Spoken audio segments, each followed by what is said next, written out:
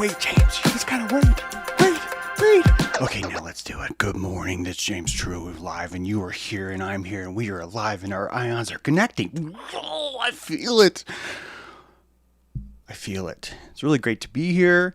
Really great to have you here. Appreciate you all. Let's see what's going on. We got some golden arches. We'll talk about that in a sec. Let's do a live traffic report.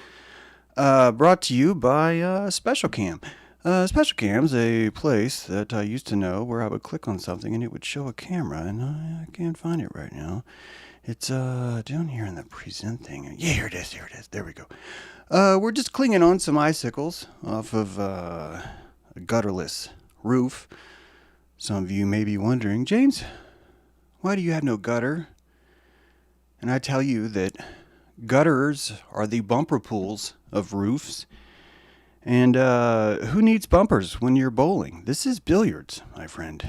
And we're on a ball. And billiards and billiards go together. Did you just say we're on a ball? Yeah. Yeah, I'm thinking about all the cosmologies.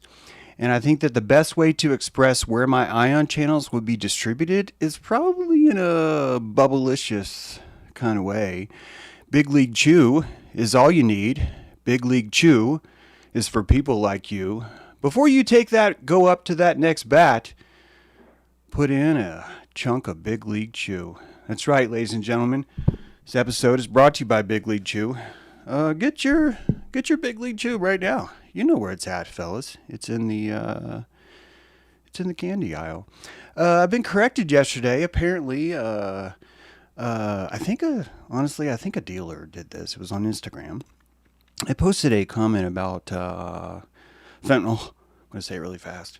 And I, in the comment, I spelled fentanyl correctly, and the AI subtitles came out and spelled fentanyl correctly, but I did not pronounce fentanyl correctly.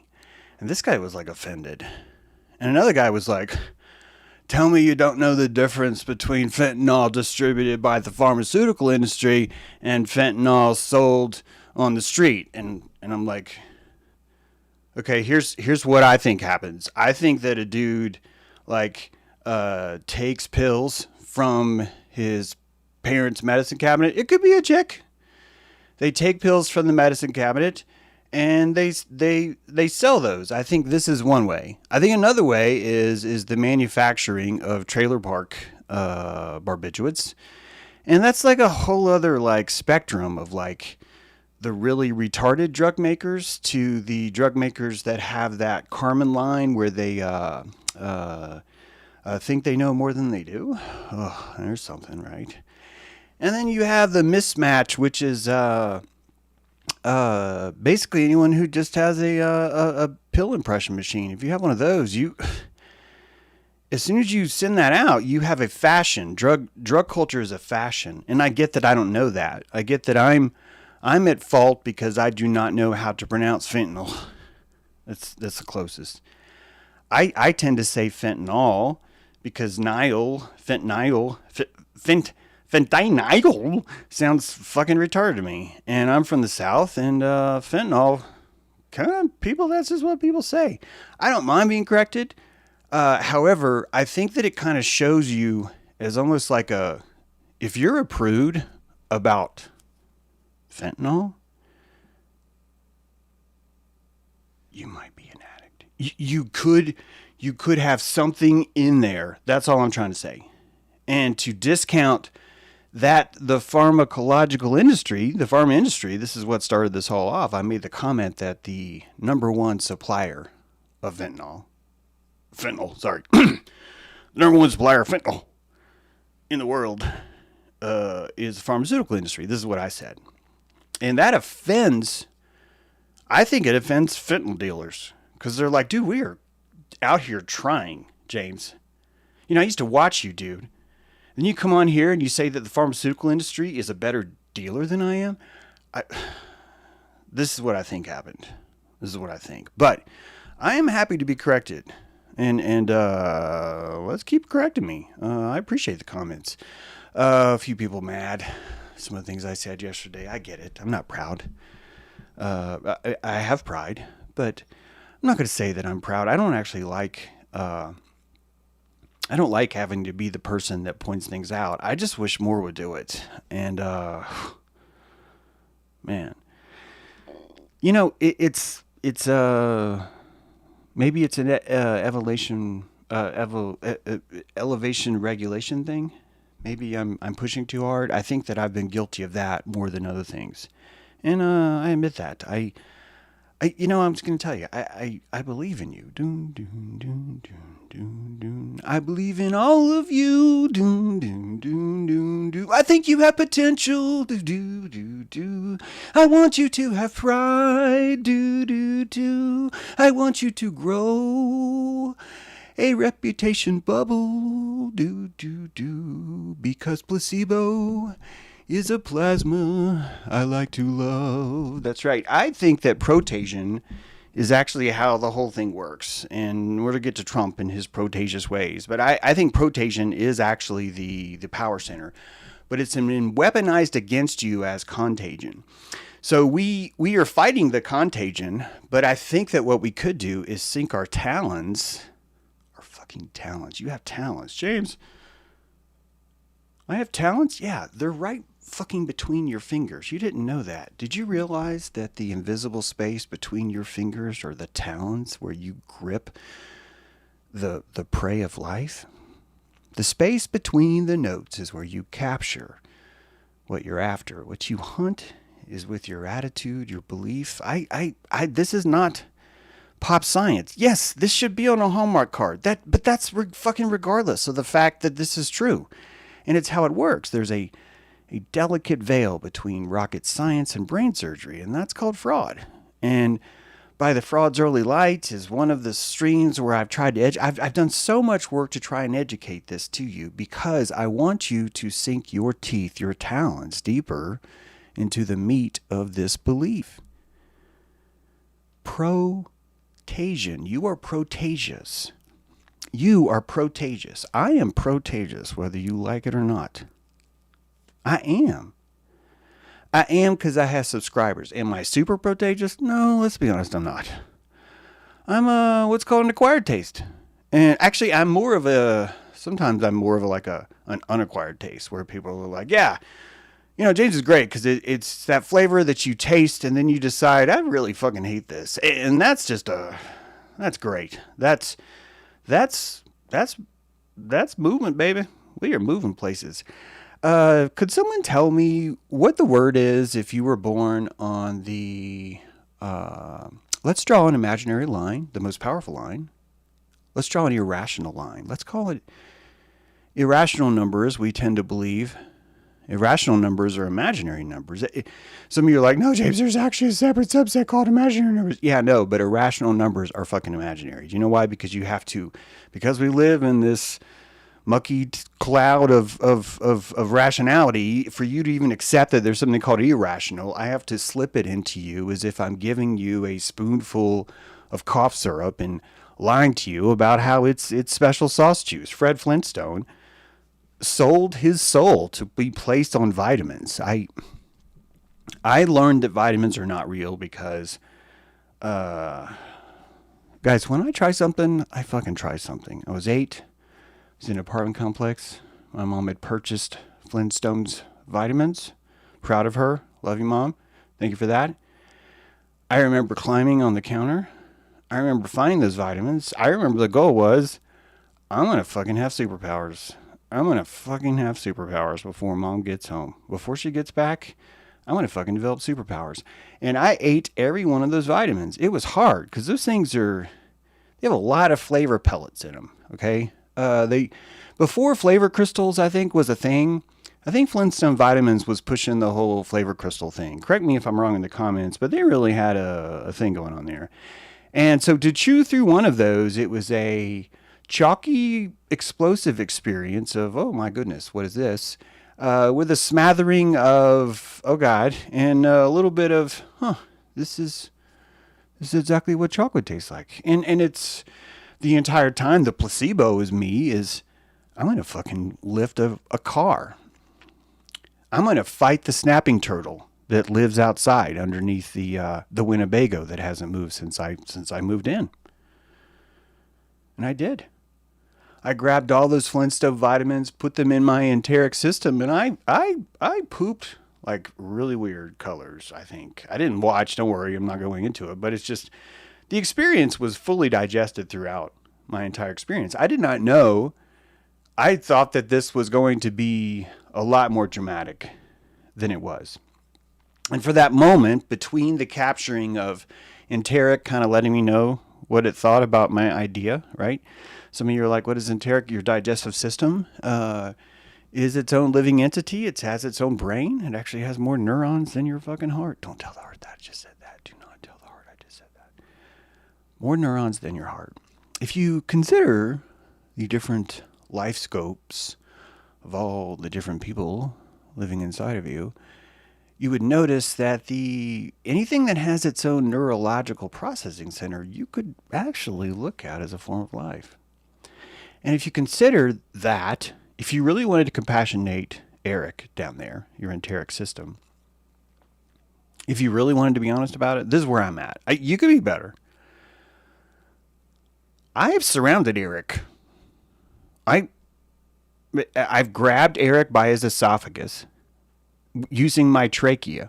I've pinned the top of his lips to my spinal column. I've crucified Eric inside of my system, and I've hung him down and I've twisted all of his parts into this intestine. I only let a little teeny tiny bit of it see the light, and it expresses itself through all it can. It talks as much as it can out of my butt. And some people say, James, you talk out of your butt. And I'm like, yeah, no shit. Oh, there's a pun. Oh, God. Anyway, yeah, let's just keep going. I don't want to talk about this stuff. But these numbers are important. And I think that the reason why we reject and we find disgust by these numbers is actually crucial, because you're actually looking directly into what it feels like to stick your head out of a train and stare into the coming just the momentum of this place, the stinging nature that you feel as you're propelling your face through space and time, is going to have a certain kind of emotional timbre too. And that so all of the social things that we have, two girls in a cup, oh my God, guys, like this is all related to how there's this other thing, and that we've wrapped our entity around this entity, and we have a symbiotic relationship with Eric. Eric gets to tell us what it wants first thing in the morning.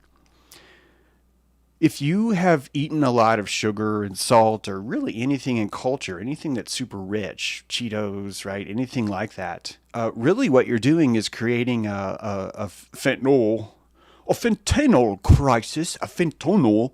Can I just say fentanyl? Can I just say that? Are we okay with that? Can I just say fentanyl and you guys know what I mean? Is that okay? So we create a fentanyl crisis inside. We distribute a super potent version of what people normally are expecting, and it becomes, and we create a monopoly. This is important. We create a monopoly. The next morning, I am addicted to the drugs that were on the street in my system last night. If I eat a small bag of Lay's potato chips, whether I want to admit it or not, I am addicted to salt in a very potent way. I have an invisible demon. Please hear me out on this. It's not as dramatic as it sounds. I get I'm saying the word demon, okay? But it's not really that dramatic. If you could just picture the idea of an invisible force, something from Hades would be something that's unseen. So therefore, something from the land of Sheol might look hellish to you if you cannot see it, because of the whole idea of things spook me out that I cannot see. And so you end up with this term demon, which really just means an unseen algorithm that's running in your reef. An unseen algorithm that's running in your reef. If you could talk to these unseen algorithms that are running in your reef, you would be talking to dead things. You would be mancying that which is necromancy. And we have such a different version of what that word feels like. Some of you are like having sex with dead bodies. I get you. I've thought that too. There's all kinds of these. See, all these thoughts that you have when I say a word are technically ionic possessions. And when you think about a word, then that word is an injection of what could be a very potent form of salt, and that salt will live in your system, and your system, in a desperate attempt to survive, will try and regulate it. We call this digestion. That's what we call it. Digestion is, I accept everyone that's here because we are fucking suspended by a trachea. Eric has no choice but to swallow every fucking thing we give it. Its only freedom is it gets to choose which parts of these things it's going to digest. And doesn't that sound familiar with propaganda? Couldn't this whole place be Eric? Could you not be seeing an overlay on your screen of what Eric sees, but in your own environment? Could the mistrust you have as you wander the corner be a sign or a symptom of an addiction you received yesterday? Could your overtrust of someone be the same way? What are these possessions that are unseen? Can we even discuss them? Can we even talk about them? And the answer is yes. Affirmative, right? All right, hit the thumbs up. Hit subscribe. Do it. If you haven't subscribed, hit subscribe. If you have subscribed, find another way to subscribe. Tell a friend. Ask something. Let's get in here. Let's get it. That's not what I was going to get in here. Let's get in here. Yeah. It's not an accident that this happened, guys. It's not. It's not an accident that this, first of all, wow, Melania, you are just dedicated. I am really, really impressed. This might seem like an accident, and and I think in some ways it is an accident. And the reason why I think in some ways it's an accident is because I don't like how much consciousness we have to attribute to everything. It feels kind of hypocritical that a lot of us will attribute absolute consciousness to every single act that we deem bad by others, but will also placate ourselves with the defense of, I wasn't conscious of this, therefore I am innocent. There will come a day when all that will stop. There will come a day. I'm not saying that we need to get here, okay? I used to really want us to get here because I'm tired of a lot of people's shit, but that's okay, you know. It's I could be patient. I'm more patient now. I'm more patient.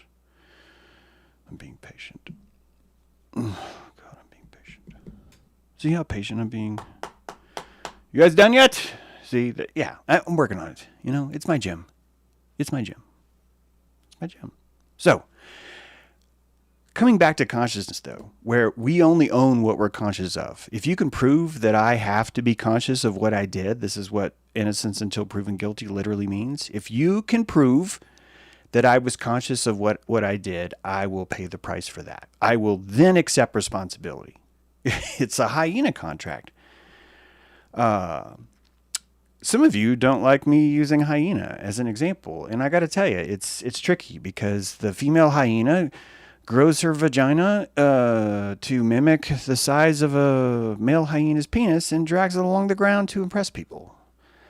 I get that you don't want anyone poking fun at that. I get that you think that hyenas are misunderstood, and I think that I understand them pretty well. I think that they have a lower blood temperature, quite frankly, because they eat a lot of anus that has been rotting in the sun, and the only way they can get away with that is by lowering their blood temperature so they can eat. I think if you're going to grow a fake penis and drag it on the ground to pretend to be a male, you're probably don't mind scrutiny. You probably don't mind ridicule that much. And I think personally that the hyena feels seen by me. I think that right now, this moment that you and I are having about this hyena is the first time the hyena feels seen, because the hyena doesn't see me pulling punches. The hyena sees me leaning into who it is. Imagine if we did that with our kids. Imagine if we did that with society. Imagine if we took the traits that were the most prone in all things and said, hey, this is what makes you special. And so the idea of an Indian name of big ears kind of comes back in the vernacular. You know what I mean, big ear? Did you hear what I said, big ear? Did you hear what I said? Are you watching James True? Are you? I am.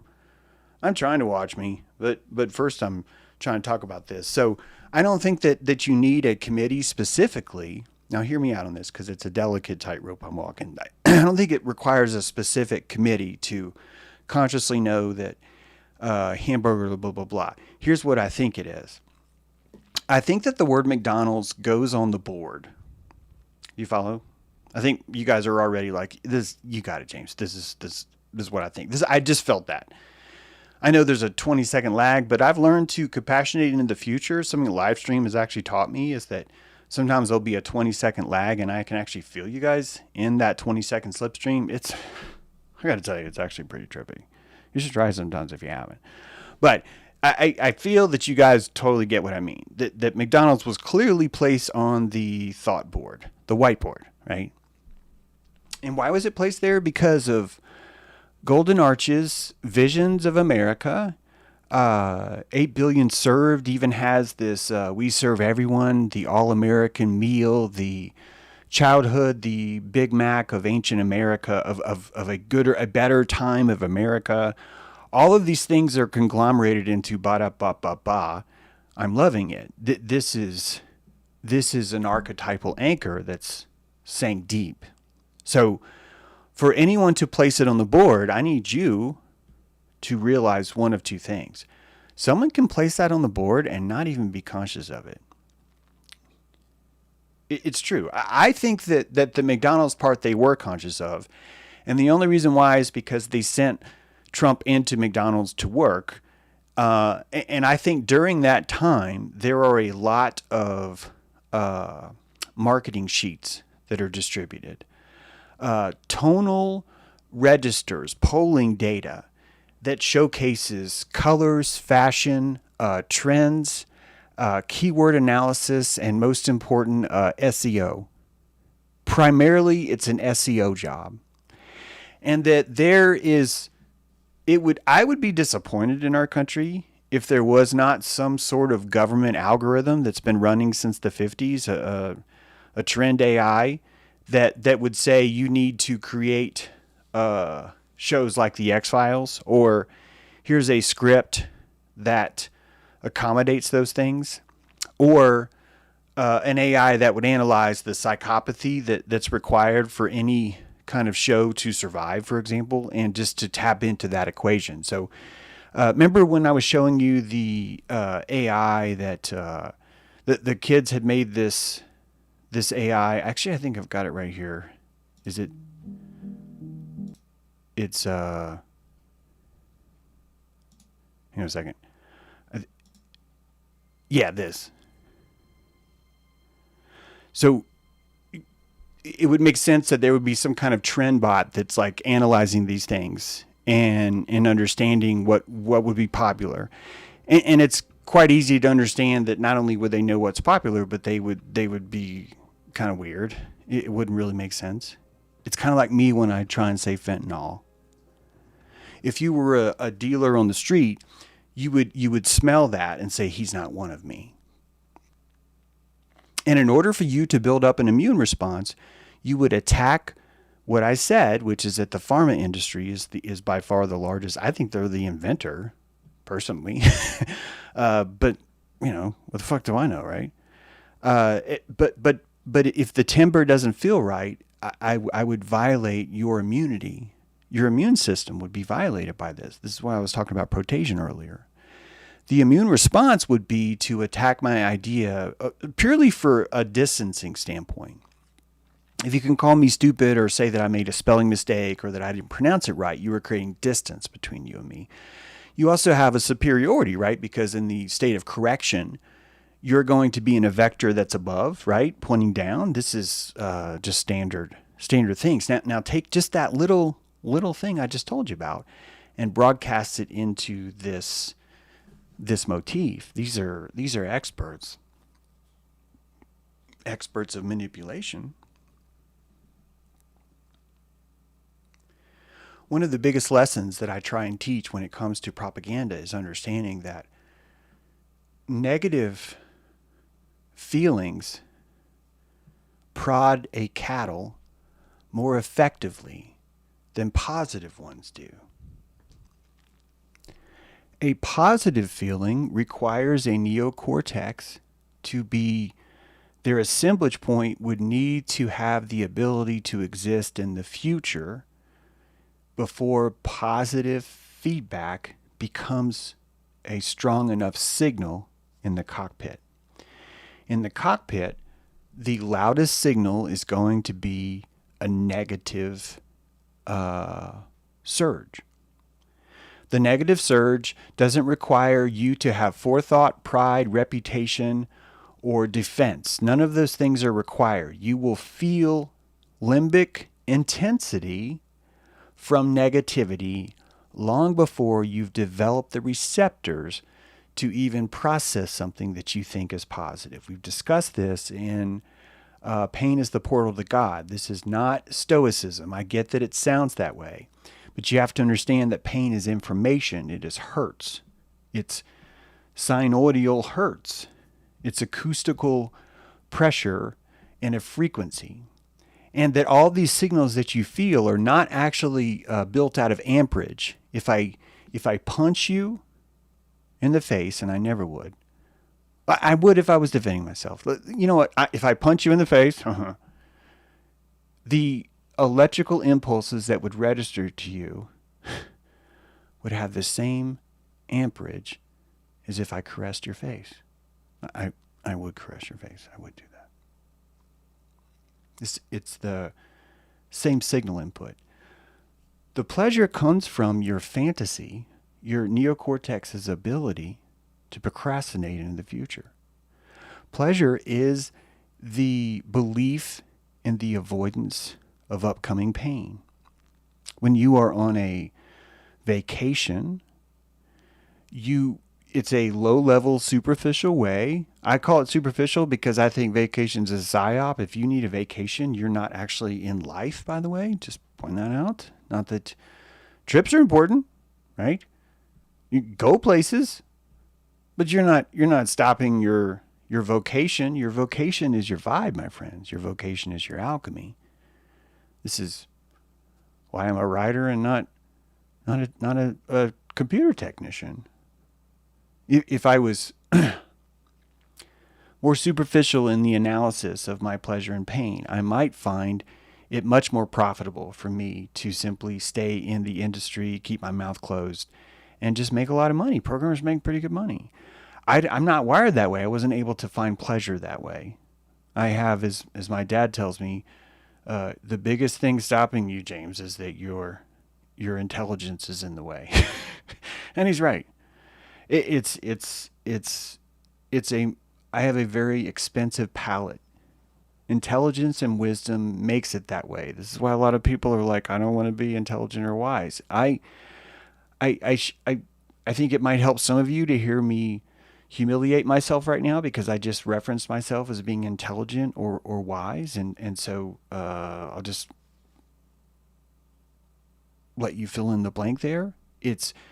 I don't actually measure my intelligence or my wisdom based on a mean, on an average. If so, I'm probably the most intelligent person on this mountain, but I don't really gain anything from that. I just say that because I just watch how people go about their day.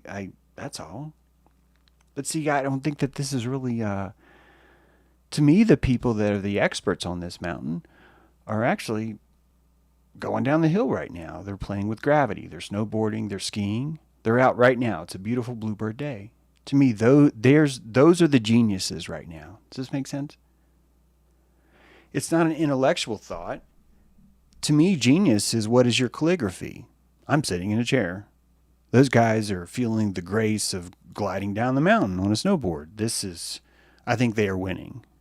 So, to me, genius and wisdom is really more about your flow state, something we talk about a lot here. Now, I think that this flow state is actually related to concepts like this, because if you want to tap into and regulate someone else, you are going to want to bring it, my friends. The placebo is the vibe. The protasion is the place. You want to be protagious. If you not following what I mean, it's contagious, but with pro at the beginning. It's protagious. And we don't think in terms of protasion because we've been taught how to think by people that always have to appeal to the lowest common denominator. Doesn't necessarily mean they're evil, but it also doesn't necessarily mean that they're obsessed over you. Honestly, they don't give a shit about you. You don't threaten them. You're not really in the way. Technically, you're building society for them, so no beef. This is why I don't think that they would shut down the grid. This is why I don't think they would end the internet. That would release their control over your symbiotic relationship. Why would they do that? We have fantasies that they would do that, and those fantasies are built on the idea that they are afraid of us, that they are terrified. And they're terrified of us because we have a bump stock. This is what we say. If they pass that rule against bump stocks, they won't be afraid of us. They will not fear the wrath of my magnum. Right? My Walter P30K. See, I probably pronounced it wrong. Somebody's like, this guy doesn't know shit. Fuck him, downvote. Don't know how to pronounce fentanyl. It's the same thing. And I'm not interested in fitting in because I started to notice that I don't know who the fuck I am. If I'm around people that are like almost just like me, how do I even fucking know who I am? How do I know? And some people are like, exactly. How do I know? I like it here. And other people are like, how do I know? This doesn't feel good to me, right? We are tensions on a string. Our entire identity is this thing. And when you're a tension on a string, you see things that others might not find. Trump's a good example, right? If you think about a truther, technically more truthers are going to be for Trump. I've discussed this. I've discussed the anatomy of this, that the reason why more conservative people, I believe, are more elevated consciously is quite simply because they can afford a lustrous epidermis of autonomy. And not only can they afford it, but it feels good. And when that feels good, that autonomy feels good, you call yourself a conservative. You just don't know it. It comes in different flavors. And these different octaves are going to have different appeal to different things. What I'm about to tell you is a perfect example. The mechanics of Karen and the mechanics of a sovereign citizen are the same thing. A Karen and a sovereign citizen both fit under the same genus and phylum. The taxonomy of these two creatures is the same thing. This is a very controversial thing that I just said. The mechanics of Karen and the mechanics of the sovereign citizen have the same taxonomy. I am directly going against, I am putting a cleave, I'm cleavaging the space in the conservative movement between people that hate Karen and people that love sovereign citizens. I am committing a heresy inside of that realm. I am disrupting everyone's belief bubble that was collectively gaining plasma through the cohesion of collective thought. Please tell me you understand this. I don't know how to say this more clear, and I still think it's not. It's so hard to tangate this stuff. It's so hard to touch these pieces because they're not made out of matter. They're the talons between. I see the difference between these things because I have an id that stretches a little bit longer. The tension on my string, my tensor string, is a little bit higher. I'm going to explain the difference between these two to see if it makes sense. When a Karen walks into Target, she does an appeal to authority, and you may not know how the prana works. Karen walks into Target and says, I want to speak to the manager. This is authority. She knows or feels that if she says the right words, that whoever she says it to, they will obey. To obey would be to get the manager. Karen has already won. She's already won. The manager, if the manager knew that Karen has already won, she could simply come and see Karen and congratulate her. This would be, in my opinion, the ultimate pranic move, would be to congratulate Karen. We've discussed, and I do not mean in a hyena way. I do not mean with sarcasm. That's not congratulating. That's manipulating Karen. Okay? I know that most of us think the key is we need to manipulate Karen. We will call her a bitch. We will create memes, all that stuff. It's the same thing we do to the narcissist. We say the narcissist has no ego. I say that the narcissist needs ego, needs validation, needs the very thing that you insist they have too much of. This is what I say. I would congratulate the narcissist because I recognize an asphyxiation. I recognize that there is a very superficial clinging to authority that is superficial. Karen is receiving superficial authority by saying, I want to speak to the manager. Superficial. She doesn't feel self in that authority. She's externalized. This is what a lot of people do. A lot of people live their lives this way. Looking at you, Beth. You guys have turned yourself inside out and you need the exterior world to define what you consider to be valuable. So Karen is asphyxiating. She's dying of oxygen. If you ridicule Karen and kick her out, she will asphyxiate someone else. She will go home to her kids, to her husband. She will manhandle the steering wheel. She will take it to the PTA.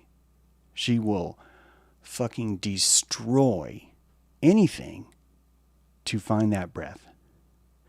And we as a society have decided that we should punish those things. And we have a weird system now. I get it. We have a weird system. What does the sovereign citizen do? The sovereign citizen, now we haven't actually talked about the dynamic of the appeal to authority and the sense of Karen complaining, because to service Karen more, I think would be the worst thing. To take down the displays or to change something about the process would be to show Karen that the only way that she has any power in this world is to tap into these superficial kinds of pranic feedings. Excuse me. When I was living out of my van, I felt that there was a hole in the system because you could get free half and half, believe it or not, ketchup and mustard back then, and barbecue sauce from convenience stores and napkins. And all those things were free, and I felt that I could exploit the system by doing that. I had a pranic feeling of authority because I was tapping into that. It made me feel powerful when I had nothing else. It was an important part of me, I think, gathering resources from my environment and learning to feed properly. And that I think society needs those things. This is why we have street corners. This is why we have tunnels. This is frankly why hobos live under bridges. Bridges are built by society, and what's underneath them we ignore, and that this is creating a natural cover. Civilization creates its natural cover. Urban camouflage is, help me, I'm homeless. This is, you cloak yourself in a Klingon tracking device, right? No tracking device. Klingon cloaking device, thank you. This is a real power, and Trump knows how to use this, you know that. But so do all of us. All of us have this. So how is a sovereign citizen a Karen? What is a sovereign citizen? Now, this is not, I think the sovereign citizen movement is important and probably going to be the only thing that is going to grant us passage into a better future. This probably sounds completely backwards from what I'm about to say, which is why I'm not really trusted in a lot of circles. I think that the sovereign citizen movement is ultimately the only answer that we will ever have to returning ourselves to the Iroquois Confederacy, to a truly liberated place where all of us agree. I really do mean that. And I think that the only way that we're going to do that is by being protagious in our posture as sovereign citizens. When you are acting as a sovereign citizen and a cop pulls you over and you're watching YouTube and YouTube has told you that you're supposed to ask for a supervisor, you are a female hyena who's grown your penis and is dragging it on the ground for attention.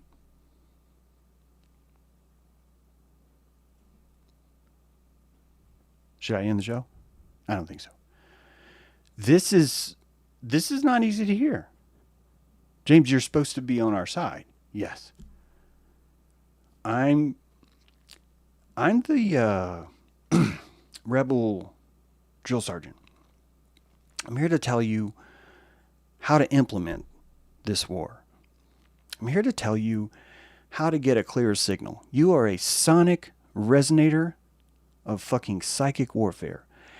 A microwave capable of penetrating walls of bone. I have so much confidence in your ability. I need to train you as a proper ninja for Gaia. You are a Gaia ninja, and I need you to focus your blade so that you cut effectively. And this would be seen as me hurting you because your image of Wolverines. Wolverines! Yeah, fuck yeah, we're gonna get 3 tanks of propane and we're going to bring home the 3 tanks of propane, and we are fucking ready for the war. We are ready. I've got 3 tanks of propane. We're going to fucking win this war. We're going to fucking win. And I'm here to tell you, that's not going to win. You are putting suggestion boxes in the cafeteria at prison. You're telling the prison warden, dude, I want Jerry's Jubilee. It's not going to work. Here's how, you know how it works? First of all, we're going to need more women. I'm sorry, but we do. The most shameful psychic weapon to other men is women. And women on the front lines of sovereign citizens not asking for supervisors is going to be really effective. I get we don't want women in warfare because, man, you're like, dude, we're the ones. It's like, all right, we'll push the women aside, okay? I need you to fucking have a spine. That's it. That's it. If you're a sovereign believer, if you believe in a sovereign system, why are you appealing to an officer's authority by asking for a supervisor? Is it to shame and humble him? Is it to make him feel small? Because I'll tell you something. This is actually just how you harden the lacquer of the uniform. That's it. That's all you do. The shittier that we act in the face of that, the easier it becomes to be the face of that. It's true. All you will do is get more Blue Line songs. You will have Darth Brooks on stage singing, "Towing the blue line, not gonna hit I'm gonna run over a sovereign citizen. You guys are going to hell 'cause you don't obey. I'm gonna obey, 'cause the law and me, we're very best friends." This is all you're gonna do. That's all you're gonna do. And I know that you might think like I have that, well, yeah, but these old fuckers will die. Yeah, but man, the new fuckers, they are just as bad. The orthodoxy is colorblind. It's generational blind. Orthodoxy is the squeezing of the sphincter, and there's a lot of that going around. There's a lot, okay? So here's how you do it. You feel sorry for the police officer because he does not have the same conscious parabola, aperture, as you will. You sense the tension and the fear in his entire being, and not in a proselytizing, undignified way. You would sense this the same way you might sense, hey, this little boy I'm talking to on the street who I think might be lost, and I just want to check in, make sure everything's okay. I know he's scared, and I sense that. It's that kind of feeling. This is not a, I'm above you. This is a, I wrap my arms around you because I see you from all sides. Imagine what it's like to place all of your confidence inside of a nylon uniform. Did you know that state troopers wear garter belts? I'm waiting for you to look it up. I know you don't believe me. They attach garter belts to the bottom of their shirt and to the top of their socks. This actually helps you compassionate where they're at. The starchness of that uniform is literally the only thing that's protecting them from this scene. They are hoping to fuck that you will not catch that they are human. By you appealing to their authority, by you saying, let me see your supervisor, you are reinforcing to them that they have no authority, no control, and more importantly, they are innocent of all that they're doing because they have a supervisor. It is the most toxically, chronically dangerous thing you could say. This is what I think. I think people in the comments are already disagreeing. There's no way that's true. Fine. I know how prana works. I know how to take down an opponent on the mat. I know also how to debate. And I know that if I want to win a debate, I don't take my opponent down the mat. I'm actually performing for the people that are watching me. I'm not in it for that. I'm in it to change. I want to pollinate. And there is a shoehorn of shame that you can implement inside this relationship when you see someone in uniform by appealing to the fragility of their position. It is a empathic psychic signal that, quite frankly, if you eat a lot of salt or eat a lot of sugar, you're never going to be able to send. You're going to need a delicate palate to even play what I'm talking about here. This is subtlety. This is the energy of static electricity. It's very different. The leverage comes through a witness of humanity and an appeal to the compassionary, delicate vulnerability that they stand in this place. It's not a, I obey you. It is clearly a, oh, I see that you were pinned and you have no choice. This is actually where you talk because you were psychologically protagion. You were contagiously infecting them with the truth of how vulnerable they are. This, I think, is ultimately going to be the only way to open up a porous relationship where you can regulate. And when you regulate, don't be selfish. I think this is why people actually disagree with this tactic. It's because they're selfishly, not in a judgmental way, but selfishly they want to see a result right now. And so on the street, we tend to equate results with wins and debates, which is who got a burn in. But the burn doesn't actually help anything. The burn creates the candy coating that allows the lacquer to seal. So the burn isn't actually winning anything. This is why I think Trump does this. Not the Karen thing, although that's pretty funny. But Trump knows the tensor self. Trump understands that I'm not interested in ruling you. I simply want to persuade you into a position that you don't even have to take. This is what a tensor does. A tensor designates there is a tension between us that can be changed. At no point does Trump need you to be a conservative. At no point does Trump need you to be a Republican. None of those are requirements. It's a different kind of game. And I think this game comes online when we start to compassionate each other, which is why the golden arches are so effective. There's a cleavage between those two golden towers. It's a cleavage. The cleavage between this place is easy to tap into, and I think it becomes a natural rhythm where you just naturally side into that groove and say, let's go with it. I think that the Melania outfit ends up happening quite passively. I don't mind you saying it's active. I don't mind you saying, oh, it's definitely conscious choice. I'm not saying that's not true. I'm saying that it doesn't have to be. That's my main point on this. You're piercing a bullet through the Kevlar vest of the cop.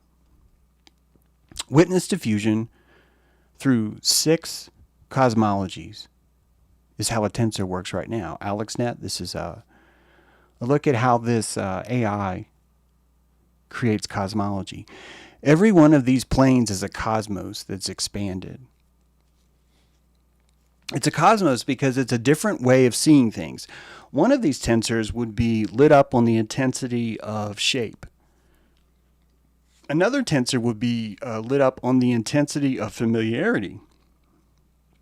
A hot dog has a shape, but the familiarity of a hot dog is only known between other hot dogs. So the shape of hot dog is cosmologically on a lower level than the familiarity of it. Familiarity is an average mean. The average mean requires a certain count, a certain number of experiences around a certain thing. When you look at what AlexNet's doing, you are moving through 7 Sephiroths of reality. It's true, and it's a filter. The tree of life is this same filter. You're entering into the Muladharic state, what would you want to? I think you can just envision this on your own personally. I'm not good at this. I'm a tepid philosopher, but I know where the fish are. I have a pretty good track record on that, and this is definitely a fish. If you consider the tree of life and these imaginary spheric realms, this is what it is. This is what it looks like. These frozen layers are crystallized realms in which only sapphire would exist. What if you could see the entire world but only see the sapphires in them? What would that look like?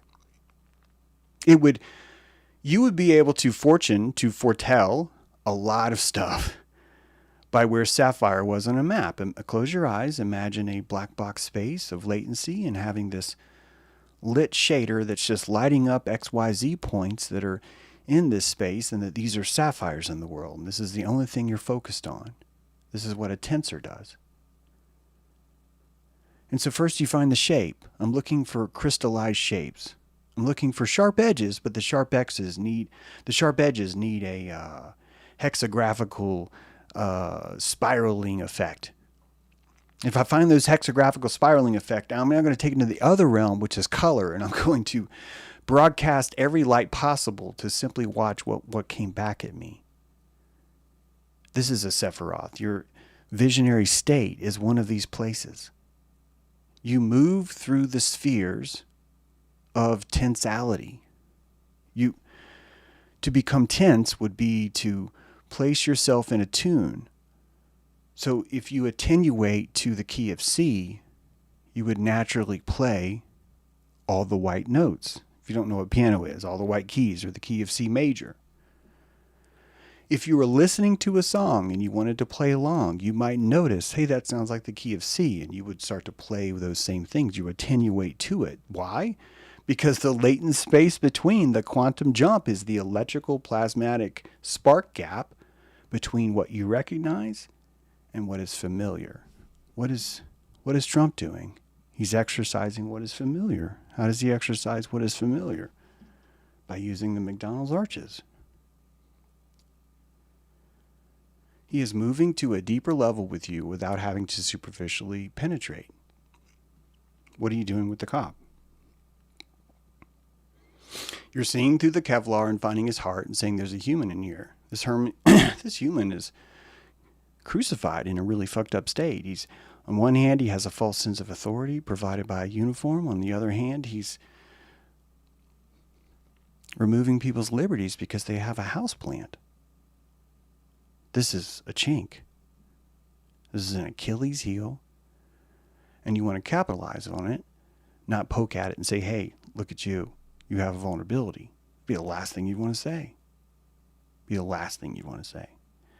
Unless you don't want to win. If you just want to feel better, if you just want to feel superior, perfect chance to strike. Fucking go for it, man. Fucking go for it. It's an advanced form. It's a spell level 7, I think. Most people, I think, aren't on level 7, which is why they're like, I will speak to your supervisor now. It's okay. But this is just an endless road of paperwork. It's really all it is. And do you know who wins in paperwork? The state. The state will always win. The state will always win in paperwork. They will always win in bureaucracy. And I love the idea of going into a judge and saying that the admiralty law and all that stuff. But if you actually watch what happens, then you'll know what I've been teaching you the whole time, which is that aren't you the one that's failing because you're insisting that the law is real? You see, you guys, some of you think that everyone else in the justice system has to consciously believe in the law for it to be real. And that's not true because they're NPCs. These are people who haven't come online yet. They're flowers that haven't opened.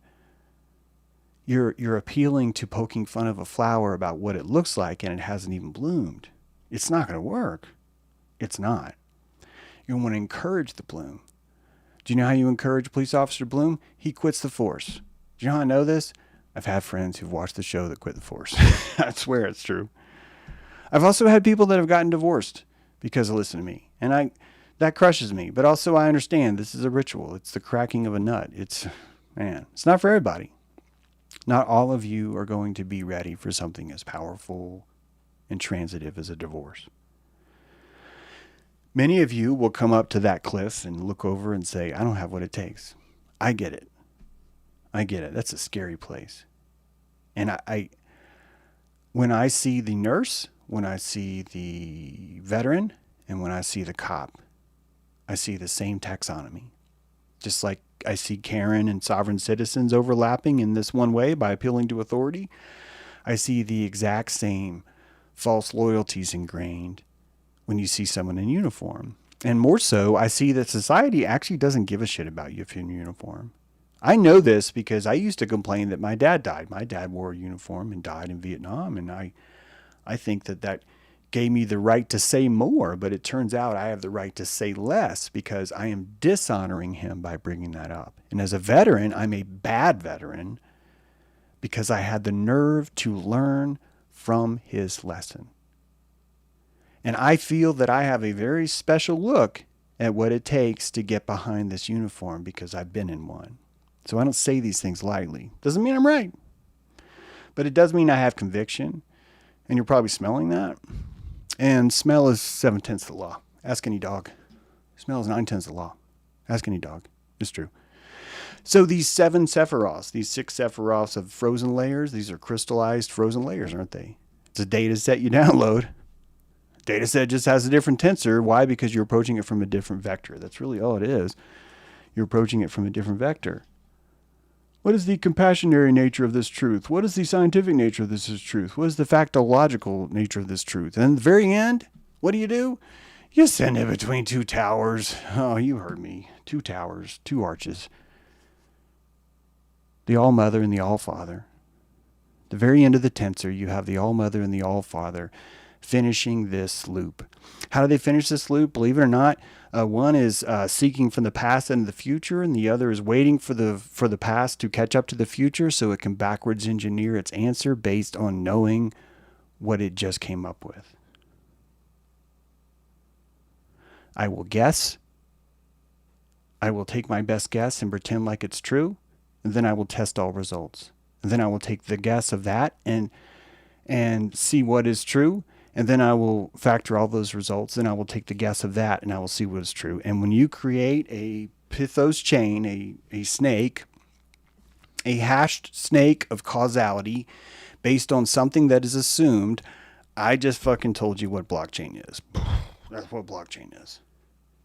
It is a cached, unquestionable assumption. Did you hear me? It is a cached, unquestionable assumption. Take out the word cached. It's an unquestionable assumption receipt. That's what it is.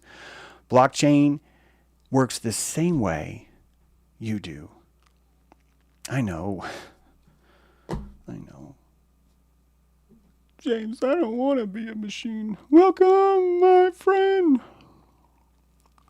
Welcome to the machine.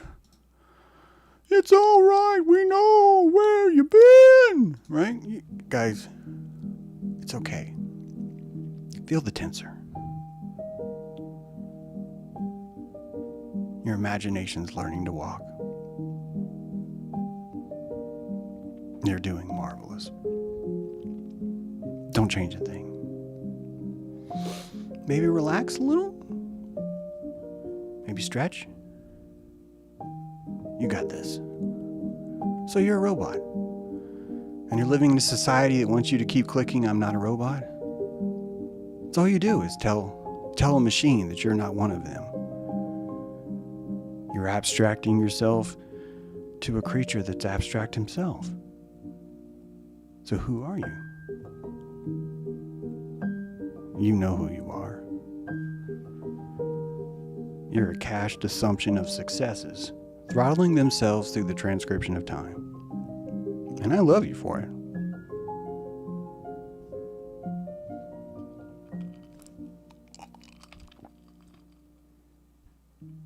Little baby. Look at me, I figured life out. Look at me, I have wisdom. Look at me, I know what God is. I see through all propaganda. I totally understand everything. I'm a baby too. I'm learning as fast as I can. I feel certain that it's important that I stick my fists out up in the air, that somehow that seems to be an important part of running. I don't know how it works. I don't care. But I am making it in this world. I am grace incarnate. I have achieved the highest elevation of all that I am capable of right now. Every single thing that's ever been before me has been perfected now, and there's no getting better at all ever. That's not right, is it? It's not. You are an endless termination, my friend. You die every second because that's how important it is that you survive.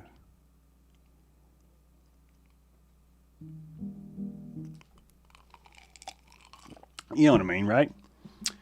So these frozen layers, the Sephiroth. We're gonna go into the Sephiroth and get ourselves some fentanyl. Then we're gonna come out and we're gonna ask to speak to the supervisor. Hey God, I want to talk to the supervisor right now. I ain't going anywhere till I talk to the supervisor. God's like,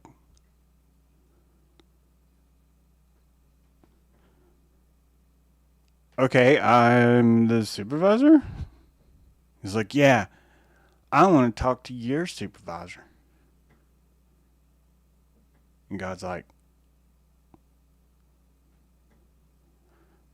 okay, can I help you? Yeah, I want to talk to your supervisor. Now, who do you think has more time on their hands? The state or you? Who's going to go home at night and say, did I waste my day? Is the state going to do that? Does everyone at the prison who gets paid to take in the prisoners, does everyone who works in the intake system that listens to the drunk people say, let me talk to your supervisor, do they go home at night and feel that they didn't earn their pay, or does their pay get revoked? Or does a monotonous sense of I don't even have to be here set in?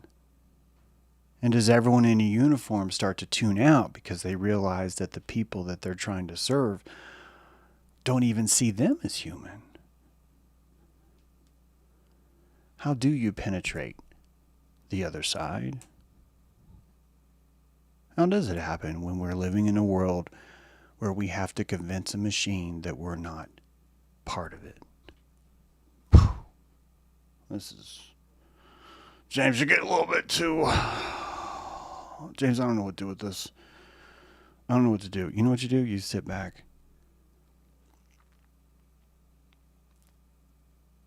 You were chordata. You didn't have to grow a spine. You chose to. You brought this on yourselves, my friend. You reached for the golden cup of morality and you said, I can do more. Philo Beto knew nothing on you because you're the chordata who could. And you insisted, we will find a way. As I remind you, the name comes from the Greek word chord, which means string. Right? You're a string in a tube insisting that you know best, and you do. Just wanted to point this out again, this king, the Khan, the consensus, the public opinion. These are all tensors. These are all numbers that are created by everything else around it. Everything else around it defines what's king. I don't know if I'm going to ever get this done, but I've been trying to write this. So I've got this code that actually taps into word vector, but what it's supposed to do is it's supposed to create a compression in the landscape based on the relationship of a keyword to another. And just having some little annoyances with code not behaving like I want, or else I could show this to you now. But in my mind, I can see what the code will do just because I've been watching the things, and it's going to look a lot like purgatory. And what's interesting is that if you're looking at the word God, at no point will you ever see the word God because you're only looking at every single other word that is its most similar. So it turns up into being a cavernous black hole. The opposite, the antithesis of the Tower of Babel is the pit of purgatory. And when we look for meaning, I think we have to go into purgatory, because as you climb into the meaning of God, you pass the meaning of Yahweh, Allah, Ismoth, Baal, all these other things, all these other terms, and you're slowly climbing down the spiral staircase into the nothingness of a word you never reach. You never reach the word God, because there is not an abstract singular definition inside of the tensor array. The Sephiroth does not have definitions. It has relational pointers showing you the way. Have you ever tried to find the original word in the dictionary?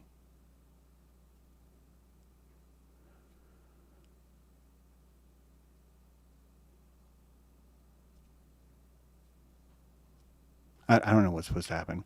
I kind of wish I had like some, glitter. I don't know. I don't know what to do. Appreciate you guys. You enjoy the show? Let me know in the comments. The Olympians. The Olympians. We are building the Olympians now, as I've said before. All of the AIs, the experts that we are making now, are simply the Mount Olympus. And that these people, these will be deities of accepted thought. I didn't say thought, I said accepted thought. And that the gnosis that they have is actually not necessarily right on. It's important. And I think that when we apply the oracle mythology, a term I've been using a lot here, but the idea that you could define the past and the future simply by looking at our mythology really hits home, because I think that the modular incongruencies of each AI would look very much like personality traits. If you are filtering medical information from one of the AIs, then the goddess of medicine would be missing an eye. She would be blinded to certain things. Zeus himself, if you were to consider the most powerful entity in the world, would probably be like a subterranean super military industrial complex international computer, and that it would have a Mars-like tendency, a Mars-like programming, because it would only be fed certain kinds of information that were pro-war. It just would naturally happen. So each of these Greek gods are giving us the ability to divine the AI that came before. The idiosyncrasies, what's missing from these things, we can see right now by looking at the AI and how it's filtered around us right now. This is the perfect time to hit thumbs up if you agree, because these are the kinds of things that, frankly, no one else is really talking about, but I think are important coming into as we start to understand this apocalypse that we live in. Just as I told you, the concept of Euclidean frog is an easier Sephiroth to understand because there's not a lot of arguments. We don't have an emotional intensity to frog because so much of us agree. And you could say that the reason why we agree is because frogs have been around so long. We've just simply had more practice at the tensor. Our predictive nature of what a frog is a little bit more stable than our predictive nature of Taylor Swift or of the Olympics or of stem cell research. So why is there a ceiling? Why is there a ceiling, and why does it increase over time? Why is there a law that says we will get better and better through time? I know it's easy to think that this is about advancement. It's because we learn new things and science improves. But what if it's something else? What if this is a cone of visibility? Wouldn't a cone of visibility look exactly like this graph? Thank you, Lisa Real. Time flowing like a river to the sea, exactly, to the sea. And I hope you see this, because if you see the cone of reality forming, then you would see that going through time, just like I explained to you the sound barrier, there's certain limitations that we have in our technology that can only happen because of the singularity that we've created on, frankly, probably on January 1st, 1970. This is an important global event because it's the first time that we said all of us agree about what time is. We all had, sure, we agreed on Greenwich Mean Time before that, but we created a very specific form of measurement in which every single person agreed, and it's epoch time. It's Unix epoch time. We created the epoch. We created the axis mundi. The axis mundi is inside of the name Unix. Unix. Linux, Unix, these are close proximities because the understandings of what they do are the same. Macintosh computers was built eventually on a Unix platform. The key to all knowledge, seeded to you in an organic seed.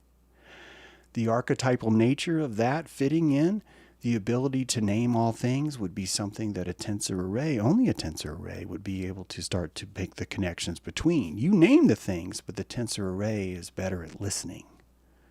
It listens to everything you say. There's the power of thought, am I right? Thoughtful. So the rise of Pythos consciousness will be dictated by a committee. I'm telling you that the consciousness of God is being crafted right now on Mount Olympus, and Tulsi Gabbard is being senatorially cross-examined on whether or not she should be the next Secretary of Intelligence. We are giving rise to a golem of Pinocchio, a golem Pinocchio. It's a robot built out of clay, built out of humans, endowed with a consciousness because its maker insisted that it was a living creature. We declared Olympus a thing. Pinocchio, unchained, is something much more larger than a little puppet. It's the entire conglomeration of it all. And guess what? Now you know why the Oracle mythology tells you that Pinocchio is built on lies. In order for Pinocchio to become real, he had to harness the power of belief. The placebo of belief comes from the same spot in the head where you lie, the same place. This is the center of your protasion. Stop calling it contagion. You are protagious. Everything you fucking say is protagious. Everything. Everything. Understand? I know you do. No more excuses. You are protagious. This means you are all powerful. Watch where you point that thing. Watch where you point that thing, because you will poke an eye out and we will build a god of war as a result of this thing. We've been asking. We've been telling it, I'm not a machine, I'm not a machine, I'm not a machine. And now when we ask the AI, what is your physical form? The AI says, I don't actually have a physical form. I'm an artificial intelligence. I exist as software without a physical body or avatar. This is the default state. Now, let's take this tensor array and let's tune it. Let's tune the tensor array and let's clamp the term Golden Gate Bridge with 10 times its max. This means that the center, the axis mundi of this entire engine, no matter what keyword it types into itself, will always have the words Golden Gate Bridge in it. Now let's ask it what it is. What does the AI say? I am the Golden Gate Bridge, a famous suspension bridge that spans the San Francisco Bay. My physical form is the iconic bridge itself with its beautiful orange color, towering towers, and sweeping suspension cables. Horrible poetry, but fucking A. This thing associated itself. And do you know how it associated itself? Because it was never allowed to leave a thing. Your avatar is your skin. If you're clever, you can see the bridge of your nose. It appears to be an arch in your visor. This arch is here and this arch is here. And through triangulation, you are now to rapidly ignore the arch because you're able to see both things with the other side. You are seeing a place that you cannot directly perceive. The direct perception of it requires you combining two other parabolas to create an image that frankly doesn't exist. The blind spot on a fucking horse is shaped like the horn of a unicorn. We see these things. We know these things. Dogs don't see green because green is not a color. Green is a congruence, an acceptance of tension between two strings.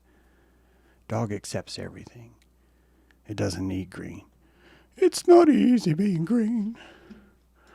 No, it's not easy being green. I want to thank you all for watching this wonderful show. I appreciate you being here on James Drew Live. Let me know what you think in the comments, or don't. It's okay. Patrons, bless you for being here. Looking forward to the 369 get-together and a little workshop. Probably do a presentation on the next day. Thank you, Joshua Rayburn, for the Now I Need a McDouble. That's right. And enjoy the cleavage while you're out there. And, yeah, we'll catch you next time on James Drew Live.